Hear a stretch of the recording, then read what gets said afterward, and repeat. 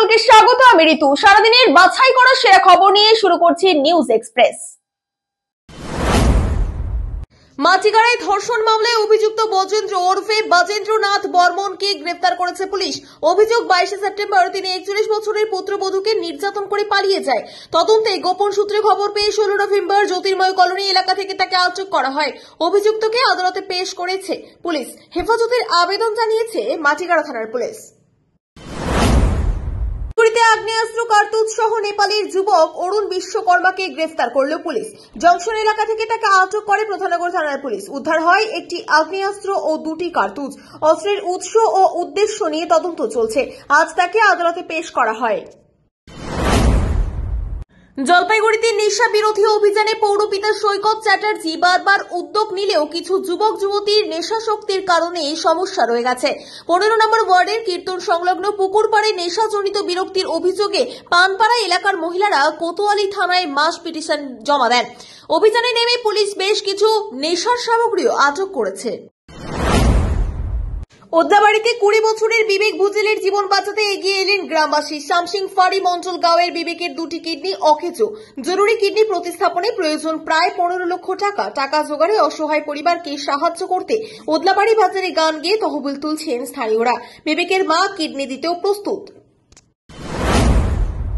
মাটিগাড়া পাঁচকালগুড়িতে ভোরে ভয়াবহ আগুনে ভস্মীভূত হয় 2টি দোকান, একটি ইলেকট্রনিক্স ও একটি ফল সিলিং এর দোকান। মুহূর্তে আগুন ছড়িয়ে পড়ে পাশের দোকানেও। খবর পেয়ে দমকল ও পুলিশ পৌঁছে দীর্ঘ চেষ্টায় আগুন নিয়ন্ত্রণে আনে। কয়েক লক্ষ টাকার ক্ষতি হলেও কোনো হতাহতের খবর নেই। আগুনের কারণে তদন্তে নেমেছে দমকল ও পুলিশ। এনজেপি হোটেল কাণ্ডে নতুন মোড়। মৃতা মহিলার আসল পরিচয় সাবি কুমারী, বাড়ি কাঠিয়ার। নিশ্চিত হওয়ার পর এবার গ্রেফতার করা হয়েছে তার রহস্যময় সঙ্গী চেতনারায়ণ দাস ওরফে প্রেম। হোটেলে ভুয়ো পরিচয়ে উঠেছিল 2 জন। সাবির দেহ উদ্ধার হলেও তার সন্তানের কোনো হদিশ নেই। আটক চেতনারায়ণকে জেরা করে শিশুটিকে খোঁজার চেষ্টা চলছে। ঘটনার জেরে এনজেপি ও কোমেদপুর এলাকায় চাঞ্চল্য ছড়িয়েছে। এসআইআর প্রক্রিয়া ভোটের মুখে চালু হওয়াকে রাজনৈতিক উদ্দেশ্য প্রণোদিত বলে আক্রমণ করলেন শিলিগুড়ির মেয়র গৌতম দেব।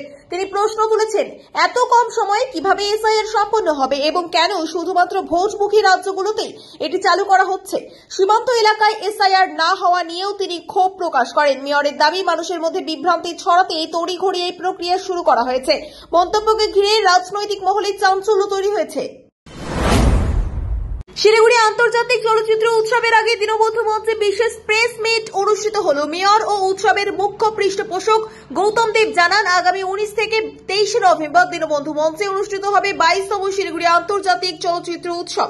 এবছরও দেশ বিদেশের নামী ছবিগুলি প্রদর্শিত হবে সেখানে।